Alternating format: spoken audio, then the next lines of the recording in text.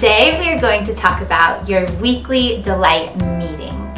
So many people ask me, how do you run these meetings? What's the best way to do it? How is the conversation going to flow naturally? Well, we have a couple options for you. So the first thing to remember about your weekly meetings is to be super welcoming to every single person that walks in the door.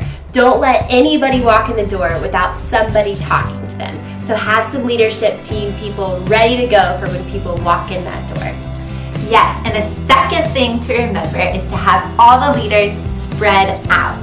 Don't stick in a little clique or have everybody sit down together, but have all the leaders spread out the room. It'll make things feel a lot more natural and everybody will be included in the conversation. Yeah, and be intentional as a leadership team to each talk to somebody new and different. It's really cool. People feel super welcome when a leader specifically takes the time to talk to them and get to know them. Usually you want to leave the first 10 to 15 minutes for the girls to just chit chat, hang out before you actually jump into your meeting.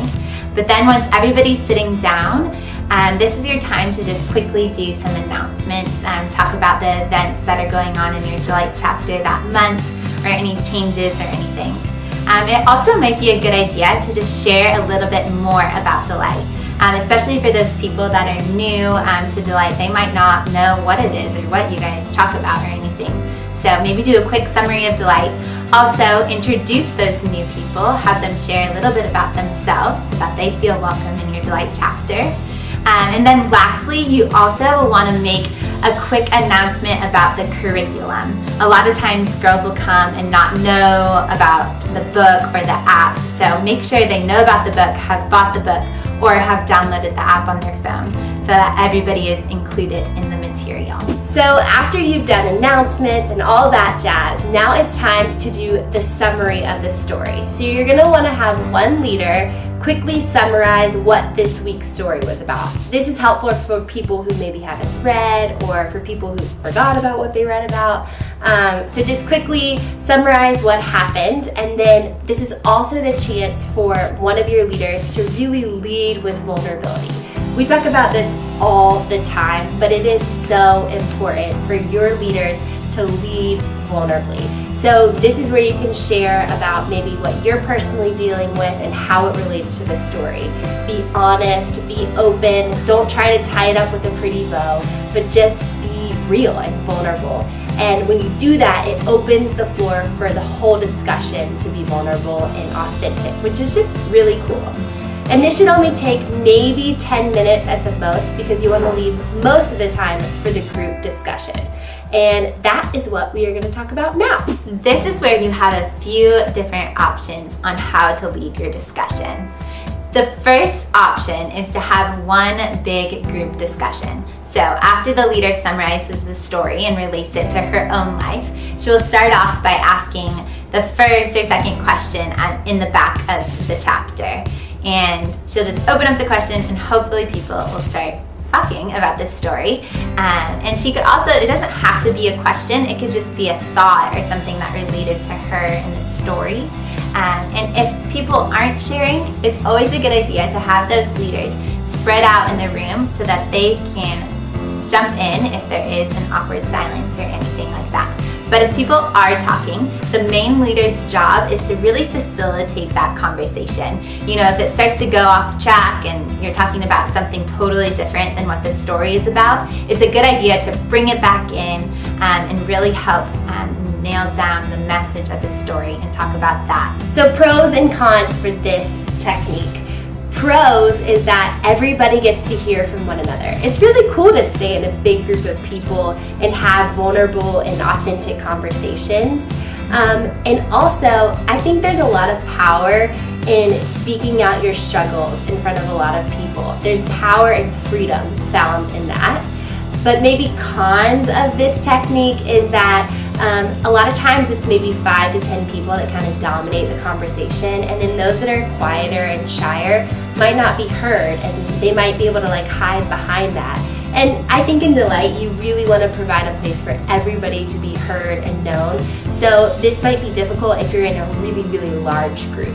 The second option on how to facilitate your conversation is to split up into small groups. So you'll still have that main leader summarize the story and relate it to her own life, but then you'll split up into small groups. The size of the group kind of depends on the size of your Delight chapter, probably anywhere from like 5 to 10 people. And you can do this a couple different ways. You can have a different small group each week, or you can stick with the same group of people every month and maybe switch it every single month. And with these groups, make sure that they're made up of different people. Don't have like all a group of friends in one group, because then it'll just get cliquey and you won't feel like a true community. And also make sure that there's a leader in every single one of the groups, because they're gonna help facilitate the conversation. Again, walk through those questions, or maybe just some points or thoughts that were sparked through the story. So now for pros and cons with small group technique. Pros is that you're going to get to know a small group of people really well, and that's really cool. Everybody's going to get the chance to be able to talk more and to share more, and you'll just maybe develop more personal relationships during your meeting time. People will feel more known and their stories will be heard, which is really cool. But maybe some of the cons is that some people might not be interested in coming if they know that they have to be a part of a small group, because maybe they don't like to talk or they feel uncomfortable in that setting. Secondly, you won't get to hear everybody's perspective like you do in the big group, and that's cool to kind of hear everybody's perspective. You'll only get to hear the perspective of the 5 or 10 people in your group.